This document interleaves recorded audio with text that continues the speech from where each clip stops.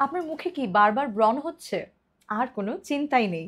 আজকে জানাবো কিভাবে খুব সহজে এবং ঘরে বসেই আপনি মাত্র একটা উপাদান দিয়ে আপনার মুখের ব্রণ দূর করে ফেলতে পারবেন।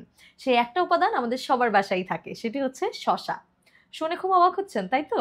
ভিডিওটি শেষ পর্যন্ত থাকুন, বুঝতে পারবেন পুরোটাই। শসা আমাদের সবার বাসায় থাকে, তাই না? জানেন কি শসাতে প্রচুর পরিমাণে পানি আছে যা আমাদের ত্বককে ভেতর থেকে হাইড্রেটেড রাখে। ত্বক যখন ভালোভাবে আর্দ্র থাকে তখন ব্রণ হওয়ার ঝুঁকিও একেবারে কমে যায়। শসার নির্যাসে আপনার ত্বক থাকবে সর্বদাই ময়শ্চারাইজ। টোনার হিসেবেও কিন্তু আপনি শসা ব্যবহার করতে পারবেন অথবা ফেস প্যাক হিসেবেও ব্যবহার করতে পারবেন। চলুন তাহলে জেনে নিই শসার ফেস প্যাক কিভাবে বানানো যায়। প্রথমেই আপনার দরকার একটি শসা। তারপর এটিকে কুচি কুচি করে কেটে ব্লেন্ড করে নিতে হবে। ব্লেন্ড করে ছাঁকনি দিয়ে ছেঁকে এর রসটা বের করে ফেলতে হবে। তারপর একটি তুলো নিয়ে সেই রসটি আপনার মুখে লাগাবেন। সেই ল সেই রসটি প্রপার ভাবে মুখে লাগানোর পর ১৫ থেকে ২০ মিনিট রেখে দিন।